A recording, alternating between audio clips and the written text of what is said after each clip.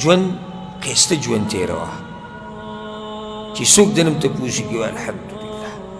او دا دروغ نه دي چې الحمدلله، یعنې یو سړی ماته وایي ته ماته څه وایي زه په دروغ الحمدلله، نه الحمدلله په هر حال کې الحمدلله.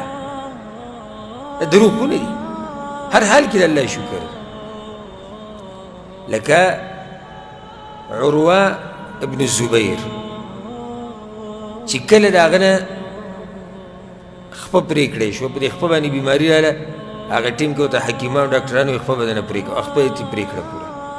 زوی د ځان سره بولی و چې هغه په ډېر مهین و، هغه زوی چېرته تللی و او د اسونو خوا کې ګرځېدو را ګرځېدو چې د اس پلته والی د هغه زوی مړ شو. خپه د یو انسان نه پرې شي او بیا یې زوی مړ شي.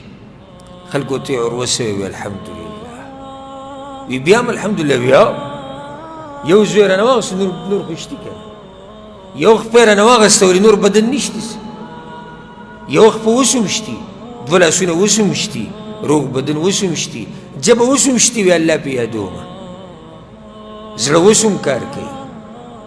او وی الحمدلله په دې دې خپلې خپې ته وکتو، وی په دې خپه باندې چې ته حرام وله نه یم تللی، په دې الحمدلله. د یو سړي خپه پرې شي، یو سړي زوی مړ شي الحمدلله.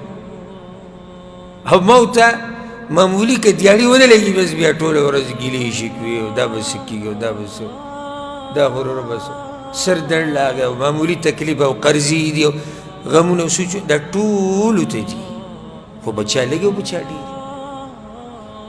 نو صبر به کوې په هر حال کې، الله تعالی په دې هر څه اجر درکوي. ما درته دا ووایي که نه، ته چې راستړی شي الله تعالی په دې هم اجر درکوي، ته چې راستړی شي په دې هم تعالی الله اجر درکوي، نور ته څه وي.